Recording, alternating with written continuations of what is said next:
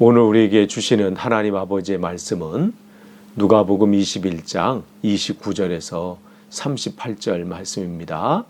누가복음 21장 29절에서 38절 말씀을 제가 봉독에 올리겠습니다.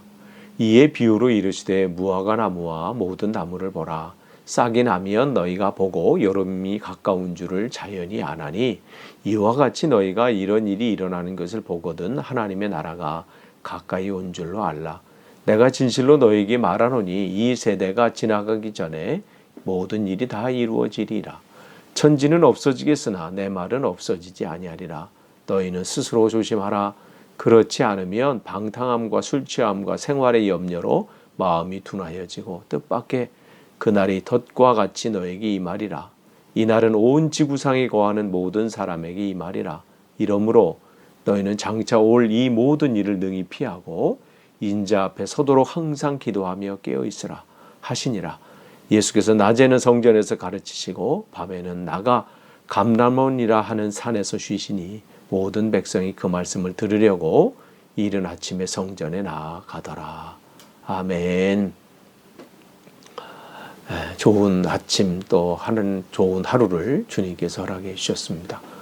오늘도 온라인 새벽 기도에 참석하신 여러분, 정말 여러분의 신앙생활 온전히 주님 앞에 바로 살고 또 그 뜻 안에서 거하는 거 쉽지 않죠.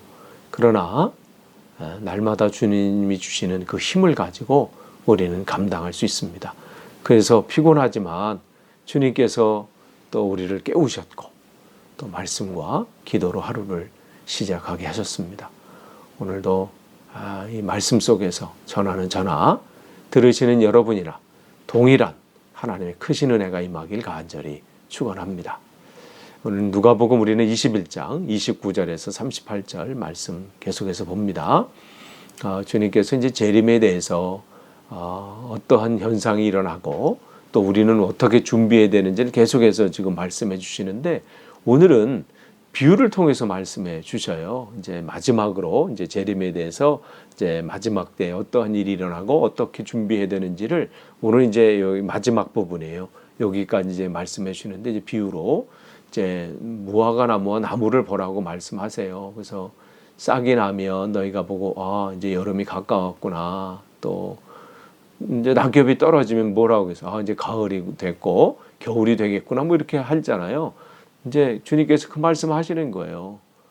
31절에도 이렇게 날이 이렇게 일이 일어나는 것을 보면 이게 파악하는 것처럼 하나님 나라가 가까이 온 줄 알라.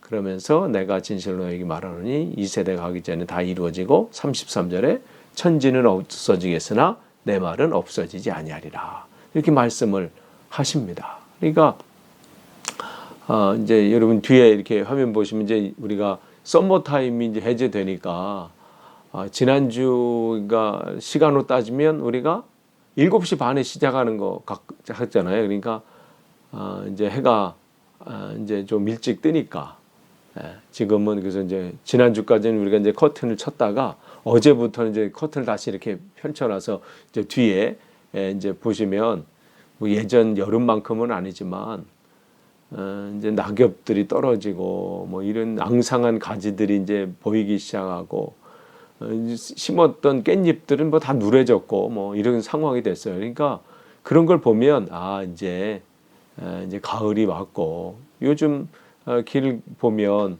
단풍이 아름답게 졌잖아요. 그런 걸 보면 가을이 이제 됐구나 생각하면 또 무슨 생각이 들어요? 이제 곧 또 겨울이구나. 뭐 이런 생각이 듭니다. 그러니까 그런 걸 통해서 주님께서 말씀하시는 거예요. 그러니까 우리가 일기에 민감하신 분들은 바람에 따라서 또 오늘 날씨가 어땠구나, 또 가을이구나, 이제 곧 겨울이구나. 그러면서 또 옷을 미리미리 또 준비하시는 분도 계시죠. 여름 옷은 다 집어넣고 이제 또 가을 옷, 또 겨울 옷 또 이렇게 준비하고 뭐 이렇게 하신단 말이죠. 반면에 무관심한 분들은 뭐 겨울이든 봄이든 여름이든 또 오나보다 가나보다 뭐 이런 분도 있어요. 그러면서 이제 그 주님께서는 그 말씀하시면서 뭘 얘기하시는 거냐면 이 시대 성령의 바람이 어떻게 불고 있는지 그걸 점검하라는 거예요. 그냥 뭐 시대가 이러니까 그냥 시대가 어려움이 오면 또 어렵다고 막 그 안에서 불안해하고 걱정하고 또 뭐 시대가 또 좋아지면 아 좋은 시대 좋은 시절이구나 그러면서 또 그렇게 보내는 게 아니라 상황이 어떻게 됐든 그 시대에 하나님께서 지금 무슨 일을 하고 계시는지 성령의 바람은 지금 어디서 불어오고 또 지금 무슨 바람을 일으키고 계시는지 그것을 민감하게 볼 줄 알아야 된다고 말씀하시는 거죠. 그러고 보면 각 시대마다 하나님께서 사용하신 사람들은 그때의 그 시대에 영적으로 민감한 사람들이었다라는 공통점이 있어요. 똑같이 이렇게 살지만 그 시대에 갈대아 우르에 있었던 아브라함도 그렇잖아요. 모든 사람들이 그냥 아 좋다 뭐 세상이 요즘 뭐 풍요롭다 그런 때에 민감하게 하나님의 음성을 듣고 하루하루 그 말씀 주님께서 보여주실 그 땅을 향해서 그 말씀을 쫓아갔다 이렇게 말씀을 하고 있거든요. 민감한 사람이에요. 그 시대에 휩쓸리지 않고 그 시대에 하나님 말씀에 민감해서 거기에 반응하고 거기에 살아가는 삶이 그의 모습이었죠. 그러니까 정말 우리가 말씀을 기억하면서 우리가 지난 주일 말씀 다시 한번 우리가 되돌아보면 여러분 다윗이 쫓기는 인생 속에서 사울 왕의 쫓기는 인생 속에서 소식을 들어요. 그일라 사람들 그 사람들이 지금 블레셋 사람들이 와서 막 다 그냥 약탈해 간다. 그 소식을 들었을 때 그냥 지나칠 소리도 돼요. 그냥 지나쳐도 돼요. 왜 그 다윗의 지금 삶이 도망 다니는 삶이니까 거기까지 신경 쓸 겨를이 없거든요. 뭐 한가한 것도 아니고 시간이 남는 것도 아니고 지금 숨어 있는 것도 벅찬데 그런데 그 들려오는 그 바쁜 상황에서 쫓기는 삶이지만 분주한 삶이지만 그때도 자기에게 들려오는 그 소식을 그냥 허투루 듣지 않았어요. 그 소리를 민감하게 캐치한 거예요. 이 소리가 왜 나에게 들릴까? 그러면서 기도하기 시작한 거죠. 하나님, 이 소리가 뭡니까? 여기 내가 어떻게 반응해야 됩니까? 이게 하나님의 뜻이 여기 어디 있습니까? 그럴 때 하나님께서 그에게 하나님 말씀을 주시잖아요. 가라, 그를 도우라, 그래서 구원해라. 그러니까 다윗이 만약에 이때 영적으로 민감하지 못했다면 그냥 쫓기는 와중에 이 소리가 그냥 들려지는 소리로 끝날 수도 있어요. 그런데 그는 민감했기 때문에 귀에 들렸던 그 소리가 어디로 내려간 거예요? 이 마음으로 내려가서 그 마음으로 내려간 소리는 그를 어떻게 해요? 무릎을 꿇게 만든 거예요. 하나님, 내게 이 소리가 지금 내 마음에 지금 담아져 있는데 하나님 이걸 하나님의 뜻은 무엇입니까? 내가 뭘 해야 됩니까? 정말 그 다윗은 그냥 무심코 들려지는 소리는 없어요. 그가 영적으로 민감했을 때는 들려지는 소리를 끊임없이 점검하고 그 속에 하나님 뜻이 무엇일까 그렇게 생각했던 사람이지요. 우리는 요즘 많은 소리를 듣습니다. 또 요즘같이 정보의 홍수 시대에 정말 우리는 많은 소리들을 듣고 많은 것을 접하잖아요. 그런데 기도의 무릎이 잘 안 꿇어져요. 왜냐하면 그냥 다윗이 대단한 것은 그런 분주한 가운데서도 분주한 게 그냥 분주한 게 아니잖아요. 쫓기는 인생이에요. 자기 하루하루 살아가는 것도 정말 벅차요. 숨이 턱턱 막혀요. 거기에 자기만 있는 게 아니잖아요. 자기를 믿고 또 따라오는 사람들이 얼마나 많아요. 한두 명도 아니잖아요. 그 사람들을 다 돌봐야 되는데 거기 하나님 또 일을 더 맡기시네. 그러면 그냥 무심코 흘려보낼 수도 있어요. 그런데 그는 그 상황 속에 무릎을 꿇었다는 거죠. 그 상황 속에서 모두 안 된다고 할 때 이거는 될 수 있는 일이 아닙니다. 불가능하다고 할 때 그는 혼자라도 어떻게 해요? 기도로 하나님께 나아갔어요.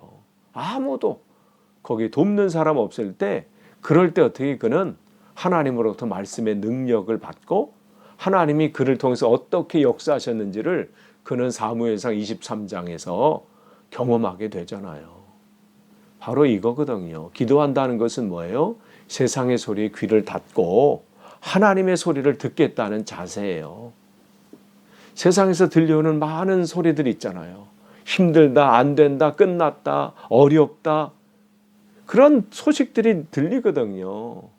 그런데 내가 봐도 그렇게 보여요. 그렇지만 그 상황 가운데서 하나님은 뭘 하길 원하시는지를 세상의 소리를 일단은 멈추고 세상의 소리를 일단은 닫고 어떻게 해요? 그 상황 가운데 하나님 앞에 홀로 나아가는 거죠. 하나님이 이러한 상황 가운데 하나님의 뜻은 어디 있습니까? 그는 기도에 무릎을 꿇었지요. 왜 말씀이 기도로 전환되지 않을까요? 그것은 우리가 말씀을 심각하게 듣지 않기 때문에 그래요. 아직 피부에 와닿지 않기 때문에. 요즘 코로나19 상황도 마찬가지고 몸에 약한 부분이 있고 연약한 부분이 있는데도 아직 그게 확실히 안다니까 참 그거 식습관 바꾸기도 어려워요. 그렇게 먹으면 몸에 안 좋다고 하는데도 참 이 입이라는 게 그동안 자기가 먹고 싶은 거를 막 거기서 달라고 하니까. 베드로도 마찬가지죠. 그는 주의 말씀에 민감했어요. 그 말씀 그냥 배 빌려드리고 거기서 말씀을 듣고 있을 때 그는 어떻게 말씀을 듣고 난 다음에 어떻게 해요? 베드로는 그 예수님 말씀에 무릎을 꿇고 그냥 엎드려서 뭐라고 그래요? 주여 나를 떠나소서 나는 죄인입니다. 항복한 거예요. 주님의 말씀 앞에 그 말씀 앞에 그냥 예전에 그냥 지나치는 말씀이 아니라 그 말씀이 그냥 그를 그냥 완전히 와닿은 거죠. 그렇게 자기를 내려놓고 무릎을 그 앞에 꿇었을 때 어떻게 해요? 주님께서 말씀하시죠. 무서워하지 말아라. 내가 이제 너를 사람을 낚는 어부가 되게 하리라. 나를 따르라 말씀을 하시는 거예요. 그러니까 여러분 천지는 없어져도 하나님 말씀은 흔들림이 없대요. 여러분이 성경에 나오는 많은 말씀들이 있어요. 여러분 하나도 허투루 들을 말씀 없어요. 정말 여러분이 날마다 말씀을 묵상하시면서 그 말씀을 어떻게 해요? 오늘 나에게 주시는 말씀으로 여러분이 민감하게 받으셔야 돼요. 그럴 때 여러분을 통해서 어떻게 해요? 놀라운 하나님의 크기들이 나타나요. 그걸 기억해야 된다는 거죠. 그러니까 주님의 말씀은 끝나는 게 없어요. 그러니까 예수님께서 지금 예수님께서는 무슨 재림 때에 이런 일이 일어난다 그런 정보를 주시는 걸로 끝나시는 게 아니에요. 정보를 주시는 게 목적이 아니고 뭐예요? 재림은 뭐예요? 분명하다는 거예요. 그래서 사도행전 1장 10절 이하에 보면 주님께서 이제 부활하시면 이제 승천하시잖아요. 그럴 때 천사들이 뭐라고 하나요? 왜 너희들은 하늘을 쳐다보느냐? 뭘 보려고 쳐다보느냐? 주님께서 너희 가운데 이렇게 올라가신 그대로 예수님께서는 다시 오실 것이다. 말씀을 하셨거든요. 그러니까 이 말씀은 주님께서 그 말씀이 분명하다는 것을 지금 우리에게 각인시켜 주시는 거예요. 하나도 변하는 게 없다. 하나도 1.1핵도 변하는 게 없고 그냥 허투루 하시는 말씀이 없다. 말씀하신 것 그것은 분명히 이루어진다. 그걸 우리에게 말씀해 주시죠. 그러면서 우리가 그 재림을 준비하는 이 땅의 삶은 어떻게 살아야 되는지가 이제 34절에서부터 쭉 나오는 거예요. 너희는 스스로 조심해라. 뭘 조심하라는 거냐면 거기 나와요. 방탕함과 술 취함과 생활의 염려로 마음이 둔하여지는 것을 조심하라는 거예요. 세상 것에 내가 빠져서 거기에 휩쓸려 가지고 진짜 지금 하나님께서 뭘 하고 계시는지를 보지 못하고 그냥 하루하루 보내는 거 이거 정말 조심하라는 것이죠. 마음이 둔해지면요 무뎌지면 시대의 징조를 못 보고 이 시대에 하나님께서 뭘 하고 계시는지 성령의 바람이 지금 어떻게 불고 있는지 뭘 하고 있는지 그걸 모르고 그냥 세상 쾌락에 빠져서 그것을 그냥 더 가지려고 하고 그것을 이루려고 하고 높아지려고 하고 그냥 거기에 그냥 모든 정신과 모든 힘을 다 쏟는 거죠. 그러니까 어떻게 해요? 그런 상태로 어떻게 해요? 재림을 맞게 된다는 거예요. 얼마나 비참해요. 얼마나 안타까워요. 주님께서 보실 때. 그러니까 이렇게 오는 것은 그냥 이 동물들이 덫에 걸려서 잡혀서 먹히는지도 모르고 순식간에 그렇게 온다는 거예요.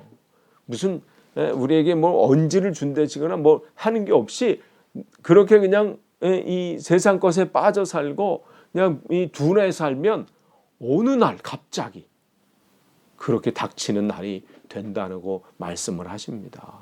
그러면서 36절에 이 말씀 하시는 거예요. 너희는 장차 이 모든 일을 피하고 인자 앞에서 서도록. 이게 중요해요. 인자 앞에 서도록. 그렇게 서야 돼요. 그냥 마음이 둔해져 가지고 오시는지 안 오시는지 모르고 헤매는 인생이 아니라 잘 준비해 가지고 우리가 주님 앞에 서야지요. 그 서는 날은 무슨 날이에요? 기쁨과 감격의 날이에요. 그 모습으로 우리는 서야 됩니다. 오늘 그 재난을 피할 수 있도록, 즉 그날에 구원받을 수 있도록 주님은 깨어 있으라고 말씀을 하시는 거예요. 그래서 항상 기도하며 깨어 있으라. 이 말씀이 중요한 거예요. 항상 기도하며 깨어 있으라. 정신 차리라는 거예요. 세상에 휩쓸리지 말라는 거예요.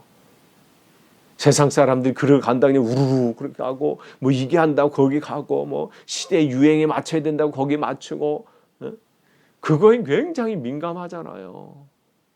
때만 되면 뭐 옷을 바꿔야 되느니 그릇을 바꿔야 되느니 뭐 뭘 바꿔야 되느니 거기에는 민감하고 뭐 자기는 앞장선다 뭐 그렇게 하면서 진짜 하나님께서 이 시대에 뭘 원하시는지 거기에는 우리가 둔해서는 안 된다는 거죠. 그러니까 항상 깨어있어서 주님의 재림을 기다리는 사람답게 그 말씀을 하시는 거예요.